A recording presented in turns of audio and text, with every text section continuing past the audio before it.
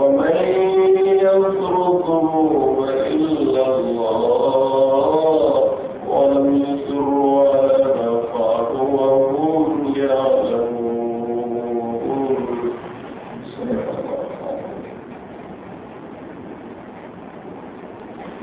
Firman Allah dalam Al-Quran, segeralah mendapatkan keampunan Tuhanmu dan surga seluas langit dan bumi disediakan untuk hamba-hamba yang bertakwa. Hamba yang bertakwa itu ialah mereka yang membelanjakan hartanya ketika senang dan ketika susah. Juga mereka yang melawan, menahan rasa marah, dapat melawan rasa marah. Dan juga mereka yang memaaf sama manusia. Sungguhnya Allah cinta orang yang melakukan kebaikan. Mereka yang apabila melakukan dosa, melakukan kejahatan, atau menzalimi diri mereka, segera ingat Allah dan mohon ampun atas dosa mereka. Siapakah yang mengampunkan dosa selain Allah? Dan mereka tidak kekal dalam dosa dalam keadaan mereka mengetahui Sadaqallahul Azim. Alhamdulillah, wassalatu wassalamu ala Rasulillah wa ala alihi wa sahbihi wa mawalah. Pertama, kita bersyukur pada Allah dengan izinnya kita bertemu di jangkau yang sederhana ini. Dan saya terima kasih kepada rakan-rakan yang menjemput saya untuk sama-sama dan untuk memberi ilmu, untuk kita memikirkan tentang Islam dan umat Islam. Mengenal umat Islam yang ditimpa bencana, ditimpa malapetaka, maka hati kita terpanggil untuk berbicara. Kerana Nabi Sallallahu Alaihi Wasallam menyebutkan, barang siapa yang tidak prihatin dengan nasib umat Islam, maka dia bukan dari golongan umat Islam. Kalau kita lihat sinario keadaan umat Islam hari ini amat benar. Di tingkat antarabangsa kita melihat Islam menjadi bahan ejekan, bahan pembuahan. Setiap apa yang berlaku dalam dunia hari ini, maka segera satu dunia menuding jadi musuh Islam. Apabila dua bangunan tinggi di Amerika roboh pada 11 September 2001, maka yang dituduh adalah umat Islam. Orang Islam ini jahat, ganas. Bila berlaku letupan berbulu di London, yang menjadi mangsa juga adalah orang Islam. Orang Islam jahat, orang Islam pengganas, orang Islam teroris. Begitulah nasib kita. Apakah ini gambaran umat dalam Al-Quran disebutkan kuntum khayra ummatin ukhrijat lin-nas? Kamu adalah sebagai umat yang diutus kepada manusia. Ini tidak sebagai umat. Apakah ini gambaran umat yang wasata, umat model, umat ikutan yang menjadi pemahaman, menjadi bahan ejekan? Sehingga orang-orang nak mengaku Islam, mengaku Islam. Dan krisis dalam umat Islam sehingga ada seorang penulis Islam Pakistan menulis di atasnya sebuah buku berjudul The Problem with Islam, masalah Islam. Kalau dia kata masalah umat Islam, kita boleh fahamlah, memang umat Islam banyak masalah. Umat Islam banyak masalah. Tetapi bila dikatakan problem with Islam, masalah Islam, kita kena bangkit mempertahankan Islam atas dasar Al-Islam ya'lu wa la yu'la alaih. Islam agama mulia dan tidak ada yang lebih mulia daripada agama Islam. Kalau kita dalam tekanan luar, pendidikan kita, kadang-kadang masa kita resist terhadap Islam. Kita rasa ada satu kita yang rasa hina orang Islam, malu orang Islam. Sampai ke peringkat ada orang yang saja merubah nama Islam. Nama Islam telah dirubah. Kenapa? Dan tak dia orang. Islam dikaitkan dengan pelanggaran, Islam dikaitkan dengan keganasan, Islam ini kemunduran, Islam ini kejumudan, kebekuan. Kita kena ubah nama Islam itu. Bagi nama yang ada sedikit. Bagi nama yang ada ada gambaran kemajuan, ada gambaran dynamism. Kita bagi nama Islam apa dulu? Hari ini adalah benar-benar supaya kita paham dari mana timbulnya ini. Sebab sebelumnya banyak istilah yang dilevelkan, nama-nama yang dikaitkan dengan Islam. Di Indonesia ada Islam liberal. Nak tunjuk bahawa Islam ini terbuka. Apa? Islam ini tak sempit. Kita terbuka. Islam liberal. Di antara ajarannya boleh kami nyambung. Dan baru-baru ini sembahyang pakai bahasa Indonesia. Allah Maha Besar. Dengan nama Allah Maha Pengasih Maha Penyayang. Segala puji bagi Allah Tuhan SWT. Tuhan Maha Pengasih Maha Penyayang. Al-Fatihah itu. Al-Fatihah. Islam liberal. Indonesia. Kita akan jawab. Allah Besar. Jadi kelompok-kelompok Islam yang macam kita, yang menerima Islam, kalau kita terima kepada Rasulullah SAW, apa terima dalam berbagai macam ini? Islam liberal. Dalam masa lama ada pula Islam modern, Islam terbuka, yang bukan hati kita terbuka. Islam maju. Sampailah kepada yang terbaru menjadikan Islam. Persoalan saya, apa Quran dan Islam yang dibawa oleh Nabi kita Muhammad sallallahu alaihi wasallam? Quran itu aja. Orang banyak nak bincang soal hadis, apa mereka, hadis, entah apa-apa sebutan macam-macam. Saya kata jangan buang masa. Islam Hawari, Islam liberal, Islam modern, Islam progresif, semua ini bid'ah ajaran sesat zaman ini. Kita apa dasar kita? Dasar kita mudah saja.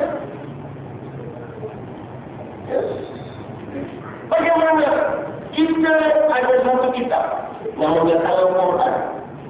Kita ada satu Tuhan namanya Allah. Kita ada seorang Rasul namanya Muhammad. Tiba-tiba Islam macam-macam. Boleh terima kalau sama dengan kita, ini Islam Melayu, ini Islam India, mana boleh Islam. So Islam Arab tadi. Oh, Islam Arab lain. Islam Arab itu pakai jubah-jubah macam ni. Islam Arab, Jamur, sebab Islam Arab. Islam Melayu pakai kain.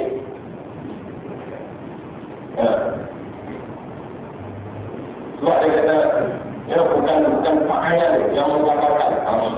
Bukan pakaian pula. Jadi di mana letak syiar itu? Kalau bukan pakaian, kalau bukan physical appearance, bukan gambaran luar, macam mana kita nak melihat syiar agama? Masjid berbeza daripada kuil. Ada tak perbezaannya? Ada. Apa yang berbeza? Contoh, lagi menaranya, lagi pintunya. Ini kan physical appearance.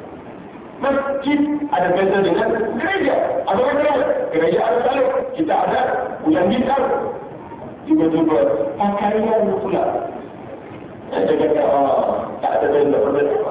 Jangan diukur pada pakaian. Pakaian penting. Itu syiar. Macam mana juga. ini ada gerakan baru pula. Ya, tak payah bin ni. Tak payah bin. Nak buang perkataan bin. Baru amin, bin bahur. Bin tu nak buang. Macam Indonesia, tak ada bin. Sebenarnya nak pergi Saudi, susah. Dia kena dapat surat lagi daripada yang mesti mengatakan bahawa dia bin. Ada bin. Sebab dia gambar Islam. Saya nak buang ni. Ada proses sekarang. Ada cara nak buang bin itu. Ya sudah kita berfikir. Orang masak cincin orang Islam. Ya tak orang Islam. Ya, ubah Islam ini supaya lebih progresif. Ya, lebih dynamic dan sebagainya. Jadi sudah pilihan.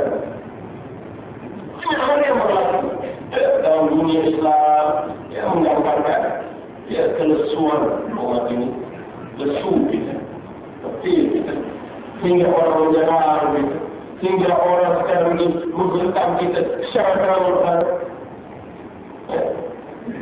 Bukan lagi menerusi cara yang harus yang kita tak suka, sekarang dia serang kita sedar, bulat-bulat. Dalam keadaan jaga kita, dia serang. Dalam keadaan celik mata kita, dipukul kepada kita. Kalau kita dalam keadaan tak sedar, kalau kita dalam keadaan tidur, kita dalam keadaan tutup mata, dia ketuk kepala kita, mungkin kita kata, dia ni masih penakut lagi. Sebab dia serang ketika kita tak sedar. Ini ketika kita sedar. Ketika kita boleh jaga, kita boleh jaga, mata kita buka. Kita diserang bulat-bulat. Contohnya apa dia? Banyak saudara. Dan terbaru yang saya nak fahamkan pada semua rakyat di mana mereka pergi ialah gerakan mereka untuk meruntuhkan agama melalui IFC, Interfaith Commission. Saya tak akan jauh bicara tentang IFC. Saya tak akan jauh. Kerana mereka orang tak faham. Yang faham pun tak boleh disampaikan supaya tak faham ni. Saya nak ulang di sini dan kita semua orang faham dan bercerita dalam keluarga. Sebab saya tak mampu nak jumpa orang semua. Benda ini tidak akan dijelaskan. Benda ini tidak akan diceritakan oleh akal. IFC, Interfaith Commission, Suruhanjaya antara agama yang memang agendanya adalah untuk meruntuhkan agama.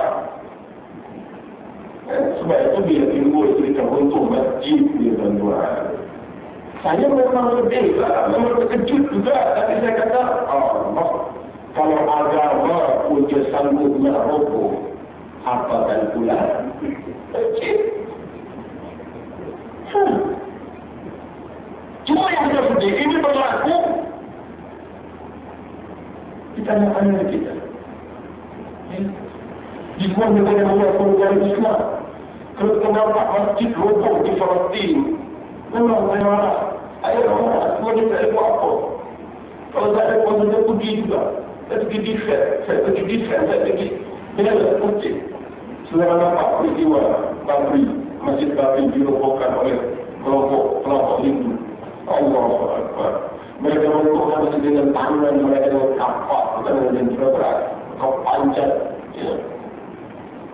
Masjid yang begitu habis.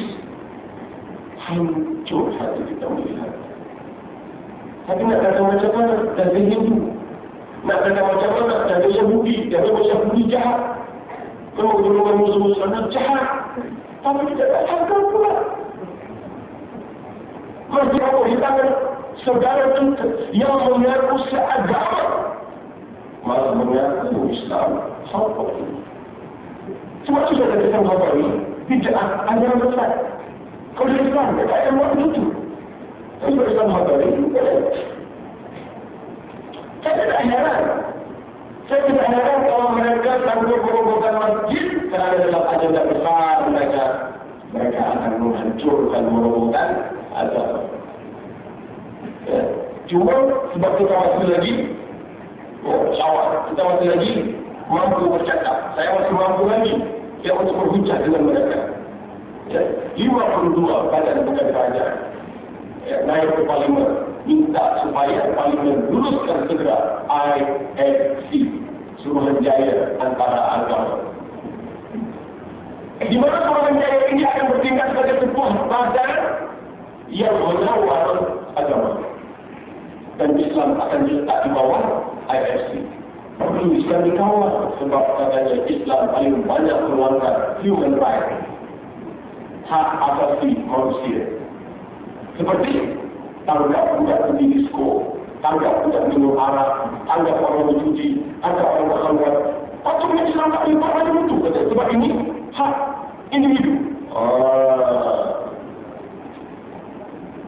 Ini kisah yang berlaku di Hongkong. Berapa sampai sekarang ayah pinti besuk tak ditangkap. Dan katanya siap nak buat jaga Zam-Zam barang. Kalau dah ada saja orang dia nak buat jaga Zam-Zam.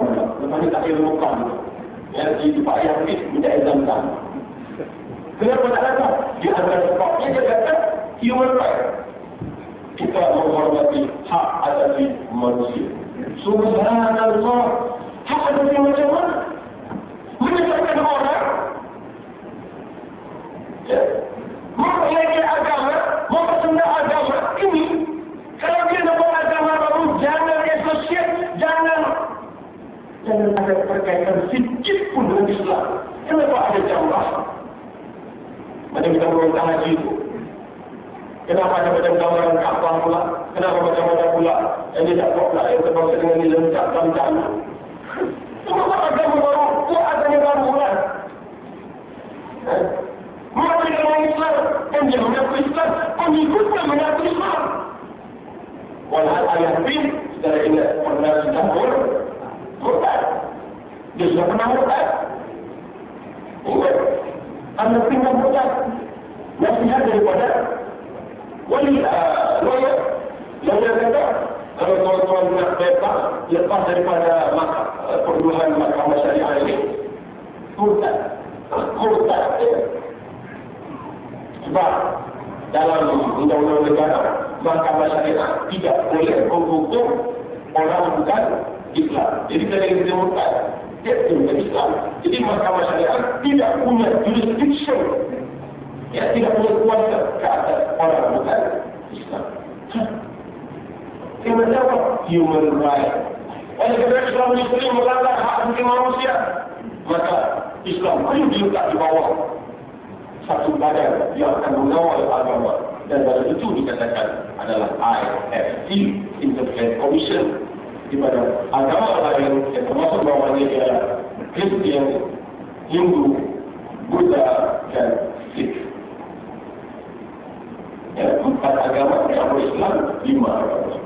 Ada yang pernah di bawah IFC. Tuntutan mereka tak boleh ada di situ. Kalau setakat tuntut macam tu je, tak apa. Kata IFC ni jadi, okey, dia nak kontrol kita buat tak tahu je. Tapi rupanya tuntutan mereka tidak berakhir di situ. Dia kata, dia minta supaya diubah undang-undang tentang murtad ini. Dan beberapa hal yang melibatkan tentang umat Islam ini diubah. Yang melibatkan perkara asas, constitution, perlembagaan. Contohnya, yang menyangkut agama, diminta supaya setiap anak yang lahir dalam keluarga Islam tidak secara otomatik menjadi orang Islam. Tapi, nak kira macam mana anak kita? Anak saya bin Badrul Amin, binti Badrul Amin, tapi agama KIV. Agama tunggu dulu sampai dia umur 18 tahun, dia pilih agama. Boleh kata, bagi orang meninggal aku. Demi Allah, saya tidak akan menjadi ini berlaku. Jadi apa dia? Betul-betul. Bagi saya, kalau mati kena pertahankan ini, saya syahid. Hatta mati mempertahankan rumah kita pun. Kalau kita mati kita mati. Saya tengok di TV, rumah yang dirobohkan, dikejar. Allah. Sebab dia cuma nak pertahankan rumah dia supaya hajat di situ. Otak kecil. Kalau ada supaya hajat di sampah, dia perlu dimakan. Tuan-tuan yang tak pernah rasa dia boleh makan ni, apa dah cerita sikit. Dia bukan macam asal rokok. Bila kena, dia tak. Macam asal tinggal lah, tak sama lah. Tak. Bila kena asap ni, dia serupa seperti kena cekik. Pedih sakit. Sampai sesak. Sampai nak muntah. Mata dah tercapuk. Memang tak boleh tunggu dalam. Kalau kena, tak boleh tunggu dah. Dia buat macam mana? Asal. Kalau mati ketika dia pertahankan rumahnya itu. Saya bayang kalau ini tak lari. Dia pertahankan rumah dia. Mati dia. Pertama-tama rumah dia syahid. Apa lagi pertahankan agama? Mana boleh kita nak biarkan tuan-tuan? Ya, anak kita yang lahir, kita azankan, kita kamatkan. Kita bagi nama-nama, kita buat akikah, kita buat berjanji, mau berjanji, kita cukur rambut dia. Kita ada Quran, ada mengaji, anda sekolah Islam, anda kolej Islam, sudahnya pilih Kristian, pilih umur Allah Ta'ala. Dan kita nak buat Islam kepada Allah. Ya, sebab dia minta supaya setiap rakyat yang berusia 18 tahun ke atas dia harus pilih agama. Dan menghalaunya adalah satu kesalahan jenayah. Jadi kalau bapa nak halang anaknya murtad, si bapa dianggap untuk benar atas kesalahan jenayah. Nak biarkan ini berlaku? Saya tidak akan biarkan ini berlaku. Ya, lagi ada ayat-ayat, lagi ada kutipan, saya akan jawab. Ini pekerjaan sekali, Ustaz. Apalagi mereka minta supaya perkara Islam dalam mereka ini dipadam, dihapuskan. Kenapa? Supaya mudah umat Islam ini, orang Islam ini buat maksiat tanpa dapat ditangkap oleh pegawai penuh kuasa. Selama ini, kalau pegawai penuh kuasa masuk disko, masuk tempat judi, tengok nanti Islam, pantas kalau. Tapi lepas ini kita tak ada pada Islam, kita dapat kita tanya dulu agama Kristian. Macam mana pula Muhammad bin Abdullah, agama Kristian. Tak ada apa. Kau yang kata, betul, nama saya Muhammad bin Abdullah, agama Kristian. Dan buat apa? Hari ini strategi mereka untuk menghancurkan Islam. Ini saya sebut sebagai gerakan anti agama yang sudah meresap masuk ke dalam batang tubuh umat Islam. Yang minta ni 52 NGO campur Melayu, India, Cina dan yang lain siapa? Melayu. Sistem Islam. Siapa dia sistem Islam ini? Sistem Islam adalah sebuah pergerakan wanita yang bergerak untuk membela nasib wanita yang ditubuhkan oleh Aminah Wadud. Siapa dia Aminah Wadud? Aminah Wadud ialah imam wanita yang pertama sembahyang Jumaat di Amerika. Dia buat sembahyang Jumaat dalam gereja dan imamnya wanita. Itu yang bernama Aminah Wadud. Ketika Aminah Wadud berada di UIA, dia tubuhkan sistem Islam bersama dengan seorang yang bernama Marina Nabir. Macam pernah dengar nama itu. Kalau orang lupa dah. Jangan Melayu ini dah lupa ni. Marina Nabir. Anak Nabir. Sekarang Marina datang ke mana? Aminah Wadud tak jadi imam di Amerika. Sistem Islam masih lama lagi bersuara. Siapa di belakang sistem Islam hari ini? Seorang bernama Nurdin binti Abdullah. Abdullah mana? Abdullah lagi kan? Abdullah mana lagi? Ini masalah kita ni. Ini masalah yang mana umat yang kita mesti nak jawab macam mana? Kita nak jelaskan bagaimana masalah ini masalah besar, masalah bukan masalah kecil. Anak pemimpin kita menjual makan kepada sistem Islam. Sistem Islam adalah gerakan yang saya sifatkan sebagai gerakan anti agama. Memang anti agama. Apalah sistem Islam ini sana Allah, orang-orang tak sekolah agama, budak-budak jahil, kita kata macam tu lah. Apa jadi dengan orang-orang yang ya, mana pergi para ulama? Ya, apa dengan menasihati mereka? Apa sudah jadi? Ya.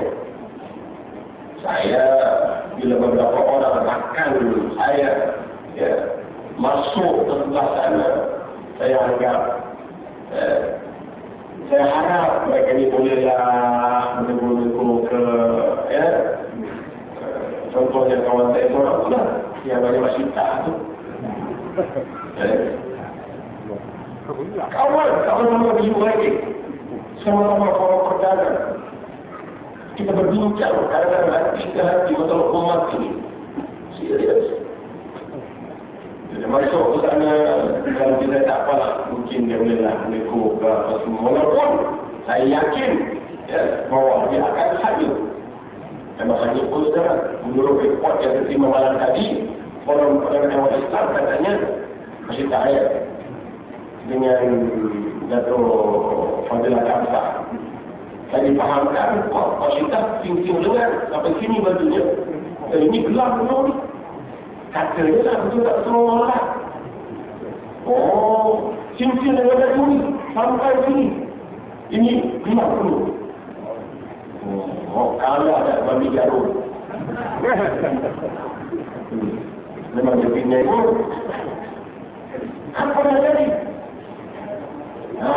Itu pribadi dia Ustaz. Dia boleh gelang sekilo ke, 2 kilo ke caci dia lah. Baik. Itu adalah pribadi dia. Tapi aku cerita dia. Fatwa ini keluarkannya. Dulu dia keluarkan fatwa. Boleh salah lagi perempuan. Asalkan dia baik. Macam mana nak tentukan niat baik ini? Saya pun tak faham. Ya, niat baik ini, niat baik ini baik. Baik.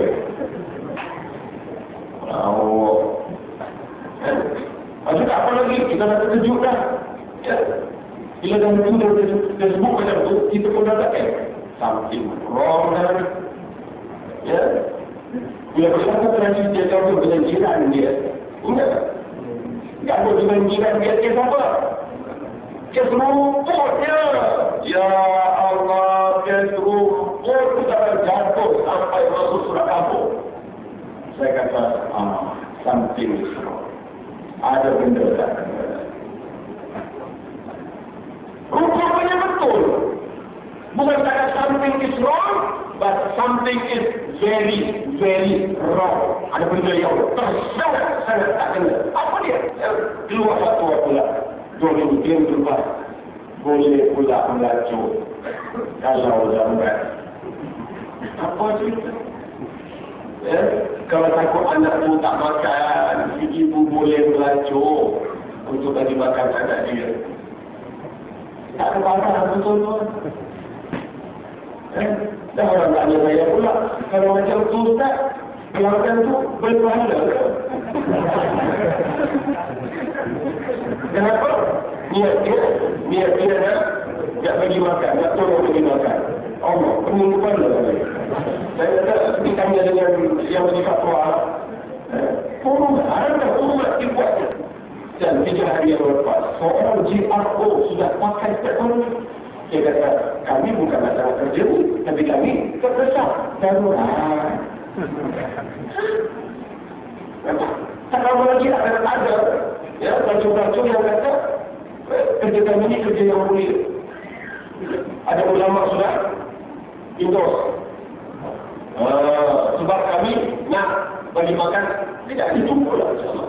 3 hari, hari yang lepas, dalam surat kawal, seorang GRO dah keluar dan kami bukan masalah, tapi dah terpaksa darurat dan serta masyarakat kata boleh. Hancur Ustaz. Apa yang terjadi? Pasti akidah dah lari itu je. Pasti akhirnya ada lari. Dia macam kereta api, tuan-tuan. Ya, dua rel kereta api itu dia mesti sampai ke sudah. Kenapa? Kalau dia buka sikit satu hon sini di hujung itu, dia dari musuh. Ya, kereta api itu ada pahala. Tak boleh jalan-jalan. Lari daripada rel, jatuh daripada trek. Pasti ambil ada lari kan? Yang tak tahu apa. Sistem nilai tak betul kan? Jadi ini yang saya nak ajak tuan-tuan. Kita fikir masalah Islam, masalah umat Islam. Sebab yang jadi mangsa kita. Yang jadi mangsa kita. Ambil contoh. 1 juta nanti ada. 90% adalah anak bangsa kita. 90% tuan-tuan bukan sedikit. 1 juta bukan sedikit. Kita ada 24 juta di Malaysia. Kalau 1 juta, maknanya tiap 24 orang, 1 tenaga kerja.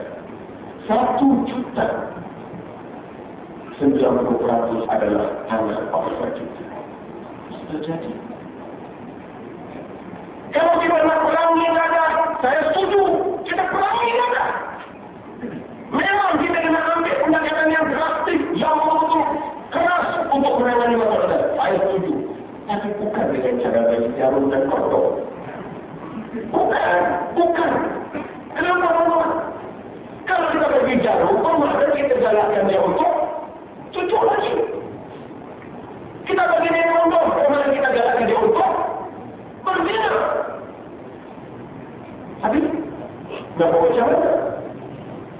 Saya kata, nak hapuskan muda. Kita ambil. Kita akan tegas kepada budak-budak ada. Kalau sebut satu halus tadi, mesti negeri Perak. Buat apa? Angkat budak-budak ni.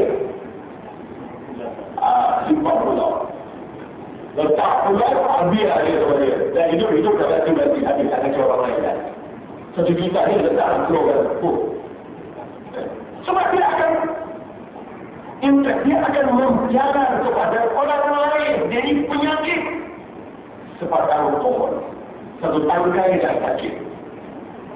Nak buat apa? Potong je tangkai tu, potong dari campak yang lain pun selamat. Tak sampai hati tak nak potong. Pada itu mula-mula tangkai ini lama-lama seluruh tangkai akan jadi penyakit. Nak jadi macam tu. 1 juta ni sekarang kadar pertambahan budak dadah bukan ikut hari, bukan ikut jam, tapi ikut minit. 1 minit 2 budak. Dahsyatnya. Kalau 1 minit 2 budak baru dadah, 1 jam 120 orang. 24 jam berapa? Dia betul tak? Sebab itu dia nak ambil langkah yang pasti. Tapi lawan itu dia kenal. Kita yang sepatutnya membagi dada, mereka cuma nak hargai pula mereka, nak bantu mereka. Bagi jarum. Yalah, dia nak bagi jarum supaya tak kursi dia kawan-kawan Ustaz. Bila konflik ini yang banyak penyakit HIV ni. Baik. Apa jaminan kalau kita bagi dia jarum? Apa jaminan dia tidak kongsi dengan kawan? Ada jaminan tak? Ada jaminan. Dia akan dapat kecuali faktor. Itu oleh lagi. Itu pertama. Kita kena ambil tindakan tegas terhadap penegak. Tangkap mereka, penjarakan apa letak pulau ikut. Yang kedua, kita kena tangkap terhadap tindakan kepada pengedaran yang buat fikir.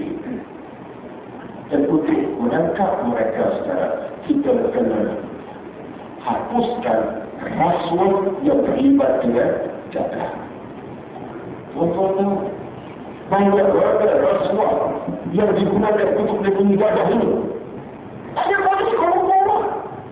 Jangan lupa, saya pernah ditahan dalam lokap balai polis Jalawangi, Kuala Lumpur, 1 minggu. Saya ditangkap 1 minggu dalam lokap bersama dengan 160 orang tahanan preman, 90% adalah cadar. Saya belajar dari mereka, saya dengar dari mereka, saya dengar rintihan hati mereka, saya bercakap dengan mereka, saya tidur dengan mereka, saya makan dengan mereka seminggu saudara. Apa yang saya? Mereka cadar di paling sering di Kuala Lumpur itu kena bayar duit perlindungan kepada polis. Kadang-kadang itu kecil-kecilan yang besar lagi. Kalau kita nak rasmi, pokoknya mesti diselesaikan. Puncanya mereka menolongi, ada rasuah, ada. Sebab itu ada pegawai polis yang memiliki harta sampai 34 juta. Apa itu? Rasuah. Saya heran, dalam lokal boleh kita jaga. Tidak. Saya kata, dapat di mana jaga? Cikgu di siapa? Polis. Jaga. Baik yang debu ke, yang tukang jaga. Satu malam, siap dengan lilin. Siap dengan dapur. Siap dengan 2 tiup heroin. Letak pada dapur, asap keluar, dia pun dia panggil C. Tuan Dapur. Dalam saya tengok sendiri. Jadi saya pun kalau ada itu nak rasa. Saya tengok. Tapi dia tanya dia, kata di mana? Cikgu kan dapur. Cikgu kan sewa.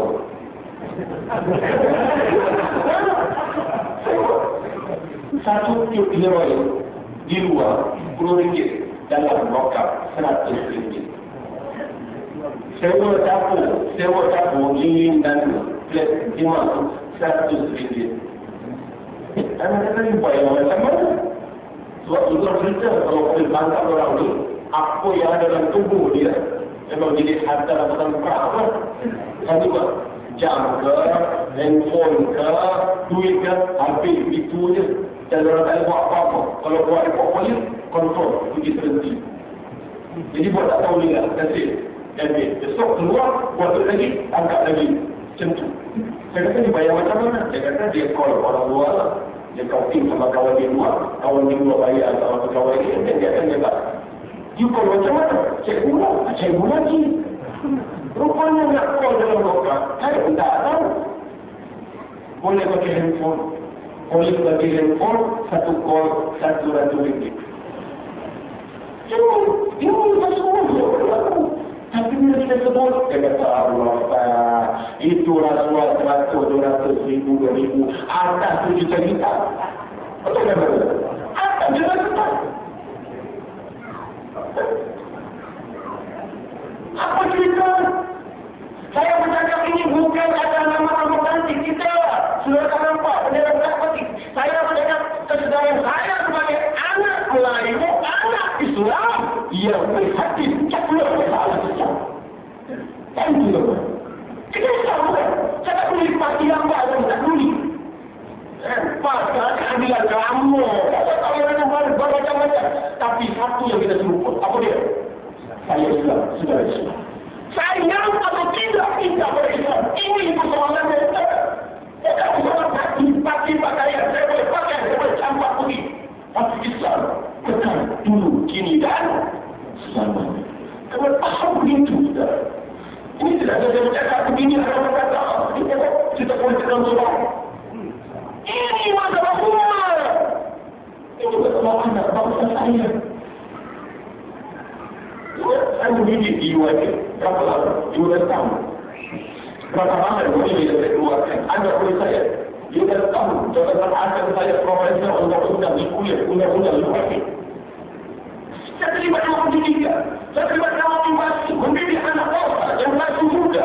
Dan kita faham masalah kita bukan masalah anak muda, tapi masalah anak tua.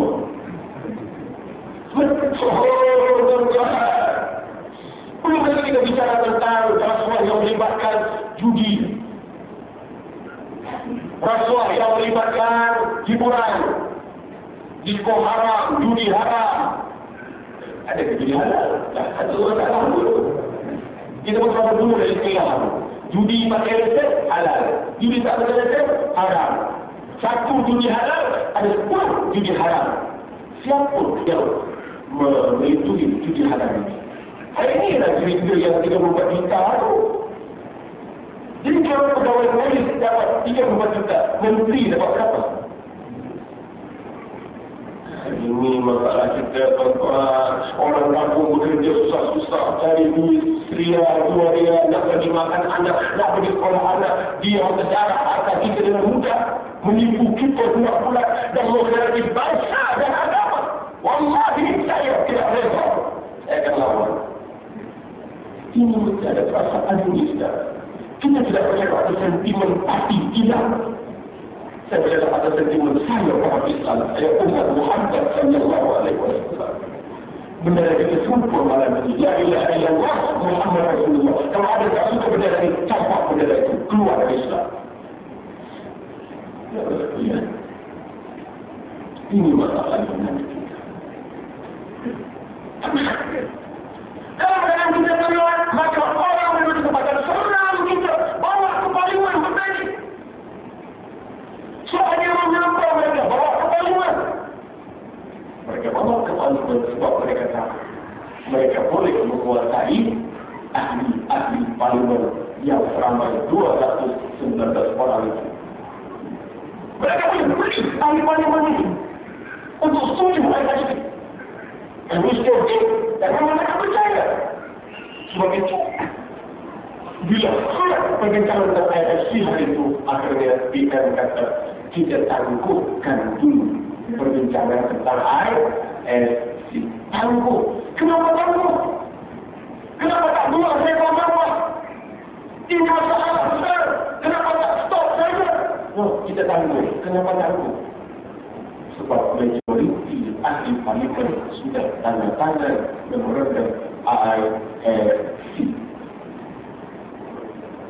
Macam mana macam terus tak? Bukan dari parlimen kita yang ramai, orang Islam ramai, betul. 219 ahli parlimen, hanya 100 bukan Islam, 119 Islam. Itu pun sikit bermakna kita tidak ada 2 parti kalau majoriti. 100 dengan 119 serupa dah tu. Ya, serupa 50-50 sebab tu kita dapat suara di parlimen. Kita perlu 2/3 suara orang Islam di parlimen baru kita kuat. Untuk 219 parlimen kita perlu paling tidak ada 150 Islam atau 190, 170 yang dapatkan kuncat majoriti. Sekarang tak dapat. Mengapa? Ini cerita masalah politik dia. Jadi kalau mereka dapat penguasaan, ya, 119 Islam, 100 bukan Islam di parlimen. Tapi majoriti sudah tanda-tangan IFC. Macam mana boleh jadi begitu? Segala terkejut kalau saya katakan bahawa ada MP India, MP China yang tidak tanda-tangan IFC sebab mereka tahu ini bahaya. Kalau lulus IFC, kalau lulus undang-undang murtad ini, orang Melayu akan marah dan mengamuk. Betul, saya tahu. Ya, kalau kena ikut, janganlah, teman-teman. Betul. Sebab itu mereka ada menyalahkan 13 Mei, sudah tak ngaji. Kalau tak mau tanda-tangan dengan ini bahaya. China, India pun tahu. Kita akan heran juga. Tapi lagi heran, tuan-tuan. Lagi heran. MP Melayu dan ramai naik. Mereka bukan Islam. Mereka Islam. Tetapi 119 ahli parlimen Islam agak-agak berapa orang yang boleh kita harap untuk mempertahankan Islam. Ada yang ada separuh? Mungkin suku pun tak ada. Ini masalah kita, tuan-tuan. Kita kena faham ini masalah umat Islam. Dan Nabi bukan tak tahu benda ni. Nabi tahu, Nabi dapat laporan. Kita pun munajat jangan malam. Kata henti munajat saya. Saya pergi di Mekah, berdiri di depan Nabi, pergi jalan macam Nabi. Bukan hanya bagi salam. Assalamualaikum warahmatullahi wabarakatuh. Saya pergi makam Nabi, saya duduk, ya Rasulullah, di Malaysia. Orang suruh buat IFC, ya Rasulullah. Rasulullah tak faham IFC. Dia faham tak ada apa IFC. Ya Rasulullah, di Malaysia, kami tak boleh harap lagi pemimpin kami yang ada dalam parlimen. Sebab rezeki mereka sudah dapat dibeli oleh musuh-musuh kami, ya Rasulullah. Saya mengadu kepada Rasulullah, berpandangan kami. Apa kira-kira saya tahu bahawa siapa berziarah Nabi semasa wafatnya? Seolah-olah dia ziarah Nabi semasa. Itu hadis Nabi. Saya cukup yakin. Sebab itu setiap kali saya pergi konser, saya ada bercakap dengan Nabi. Dia, ya Rasulullah, macam ni. Kita semua bawa berita tentang Nabi kita ni. Dan saya baru pulang orang bulan yang lepas. Ya, ketika peristiwa di hijab, saya ada buka. Terus saya beritahu Nabi, ya Rasulullah, masjidkah ini bohong, ya Rasulullah. Satu tempat yang bernama hijab, itu hujan. Dan Nabi tahu dari mana hujan. Nabi tahu tempatnya di mana. Ini masalah umat Islam dan ini masalah kita. Sebab itu saudara-saudara, ya kita kena faham. Bahawa kesedaran agama meliputi semua aspek kehidupan. Bukan hanya soal nikah kahwin ikut agama. Bukan hanya soal cerai ikut agama. Hanya nikah kahwin ikut agama. Cerai ikut nasi. Oh, nak nikah bukan main. Auto 7 bulan. Tapi nak cerai, campak macam tu je. Berambus. Islam tu. Kalau nak nikah 7 bulan, nak cerai 14 bulan. Hantar boleh 14 bulan. Oh, meriahnya. Cerai, meriah. Ya, ompang tu. Itu kemanusiaan. Bukan hanya sistem zakat ikut Islam. Orang zakat ikut Islam. Ekonomi ikut kafir. Bak zakat, bak mengutip ni, oh Islam. Tapi bak bagi-bagi zakat ni, dah ikut sudi pula. Sebenarnya orang zakat pun Islam. Apa masalah? Masalah pasti sudah yang sudah lari.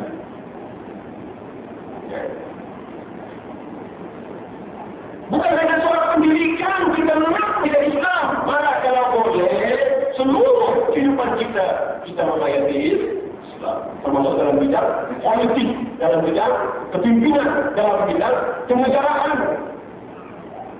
Semua ada dalam Islam. Sebab itu kita kena faham begitu. Penghayatan Islam tidak hanya dengan pakai rupiah, sembahyang Allahu Akbar.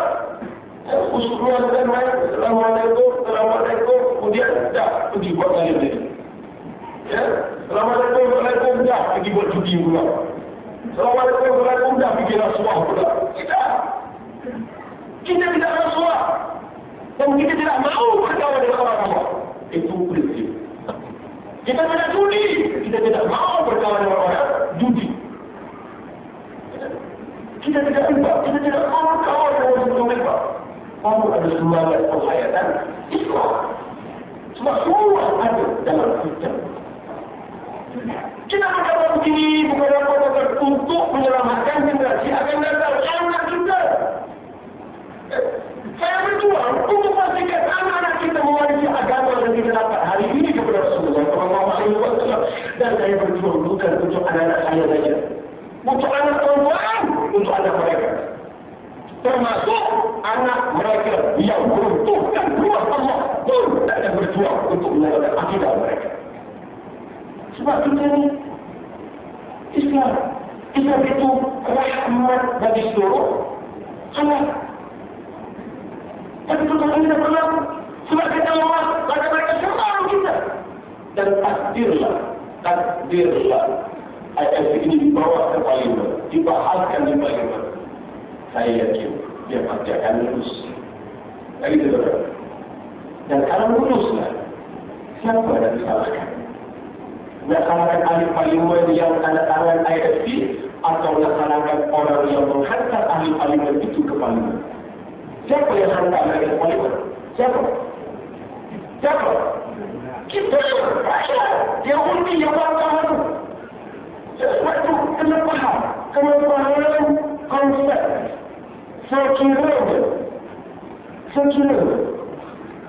ayat lulus. Undang-undang Mekah lulus. Yang paling yang setuju atas ayat di tanggung dosa kepada Allah Subhanahu wa Ta'ala, dan setiap orang yang menguji mereka tanggung dosa kepada Allah Subhanahu wa Ta'ala. Kena dari paham. Saya tak cuma cakap begini tuan-tuan, sebab ini basic akidah. Ini basic. Ini belum lepas lagi. Ini baru basic ada. Takkan tak faham. Jadi kita selesai masalah dulu. Ya. Dan kita buat ini untuk menemukan akidah anak kita. Saya tak apa-apa. Saya tak apa-apa. Lebih-lebih lagi. Lebih lagi pula. Tak apa-apa. Untuk beliau. Rehat lagi. Dapat rehat lah. So, tak ada apa-apa. Kalau itulah harga perjuangan ini. Tidak ada mati.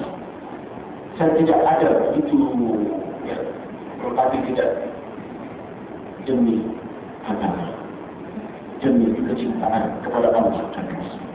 Itu ketaatan saya kepada Allah dan Rasul.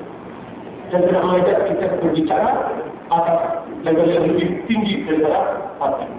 Ya, tak boleh kata, hati kita begini, hati kita, Islam kata begini. Yang kita memahami. Ya, bila kita bicara atas nama Islam, maka kita bertemu sebab kita semua adalah bersaudara. Ya, itu sedikit yang boleh. Siapa saja akan ambil ini? Tak usah. Cuma ini hanya saya tinggalkan. Saya ingin kita bertemuan pada bincang pada Islam dan umat Islam. Ya, kita bersalah. Kita berbuat dosa. Manusia tidak lepas daripada melakukan dosa. Kullu ibni Adam khata'un wa khairu khata'in at-taibun. Setiap Bani Adam buat dosa. Tapi yang paling baik antara mereka ialah yang mau bertaubat. Marilah sekarang kita insaf kepada kita. Kita mengampun kepada Allah. Tubna ila Allah wa raja'na ila Allah wa nadimna ala ma fa'alna. Tubna ila Allah wa raja'na ila Allah wa nadimna ala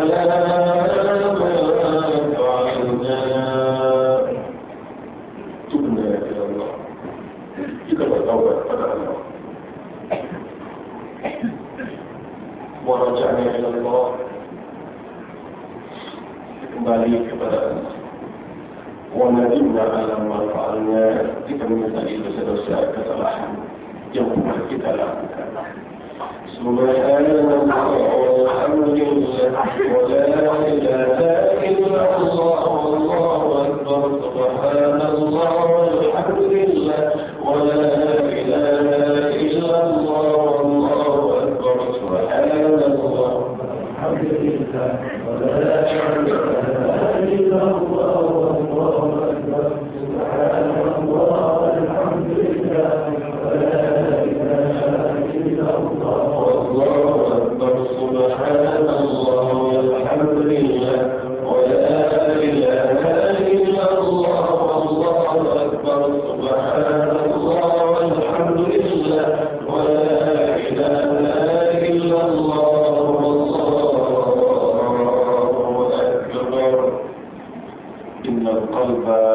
La taftahu. Hati ini tidak berkarat. Dan satu bahan yang boleh menggila karat hati ialah zikir. Pada tuan-tuan, saya turun di mana-mana. Zikir ini saya berikan di mana-mana amalkan. Itulah pun kalau nak menjadi amal saya besok. Kalau saya nanti teruskan amal ini boleh satu apa insya-Allah. Amalkan zikir belajar. Ya, karena hari ini masalah kita bukan masalah mental, bukan masalah kepala, ya, bukan masalah badan, hanya masalah hati. Fikir sombong, aku salah. Ya. Bukan kita tak tahu kebenaran, kita tak paham kebenaran, tapi hati kita mendekat karena ada kesombongan. Semoga Allah campak kesombongan itu. Semoga Allah campak keangkuhan itu dan gantikan ia dengan kelembutan. Amalkan zikir Allah itu. Ya Latif, Ya Latif, Ya Latif, Ya Latif, Ya Latif, Ya Latif, Ya Latif. Allah Latif bi'ibadihi yarzuqu man yasha wa huwa al-qawiyyul 'aziz. Ya Latif, Ya Latif, Ya Latif, Ya Latif, Ya Latif, Ya Latif, Ya Latif. Allah Latif bi'ibadihi yarzuqu man yasha wa huwa al-qawiyyul 'aziz. Yang mendapatkan kaset-kaset CD zikir belajar mendapatkan kita kawasannya insyaAllah. Yang ada duit, ya boleh jumpa nanti di Bangkol, ya Prado untuk dapatkan kaset-kaset dan zikir belajar. Ya, kalau selama ini kita hanya mendengar suara sahaja kaset dan CD. Ya, minggu lepas kita sudah keluarkan satu VCD. VCD zikir belajar dengan gambar tuan-tuan, dan ada tulisannya, ada kita buat ala karaoke lah, zikir belajar karaoke zikir belajar. Jadi mendapatkan insyaAllah, jadi belakang sana. Ya, dan juga ada ya, kismis, minda, jasad dan rohani, kismis, minjabo. Ya, kismis, minjabo. Ya, sunnah Nabi, kita semua kita amalkan untuk menguatkan akal. Ya, anak-anak itu ya, berada di tingkat awal sekolah. Ya, kalau kita dah anak semua ni, tak berapa nak jadi dapat. Ya, makan banyak pun tak jadi juga. Ya, dah lihat sekali. Ya, bukan ada banyak maksiat. Jadi kismis min jaro ada di dalam insya-Allah mendapatkan. Dan kisah yang saya abadikan, kisah ISA saya, setelah 2 tahun saya abadikan sebuah buku dari UIT ke ISA. Boleh dapatkan di belakang insya-Allah. Dan juga kita baru rilis satu album, album saya juga, iaitulah Rintihan Taubat. Rintihan Taubat ini adalah kombinasi ceramah dan nasyid-nasyid pilihan. Jadi taklah heavy sangat, boleh dengan ceramah, boleh berhibur, ya. Yang temanya adalah rintihan taubat. Dan kadang-kadang juga ada buku ya, tentang Ikhwanul Muslimin dan kesannya terhadap PAS, Parti Islam Indonesia. Ya, dan ini dengan harga RM5 saja bolehlah ya untuk kabur gerakan kita jadi belakangnya. Semoga Allah berkati majlis kita. A'udzubillahi minasyaitonir rajim. Bismillahirrahmanirrahim. Ya Allah, berkatilah majlis kami, ampunkan dosa-dosa kami. Berkatilah semua yang hadir ya Allah. Berkatilah tiap ayah, tiap ibu, tiap suami, tiap istri yang ada dalam majlis ini. Berkatilah anak kami ya Allah. Jadikan mereka anak yang saleh. Didik mereka dengan ilmu dan iman. Didik mereka dengan akhlak yang mulia. Ya Allah, pimpinlah kami ke arah kerajaan-Mu. Jadikan surga-Mu, selamatkanlah akidah kami ya Allah. Sempurnakanlah syariat kami ya Allah. Percantikkanlah akhlak kami ya Allah. Selamatkan kami, keluarga kami, harta benda kami, dan kemusnahan dunia dan akhirat. وصلى الله على سيدنا محمد وعلى آله وصحبه أجمعين والحمد لله رب العالمين. السلام عليكم ورحمة الله وبركاته.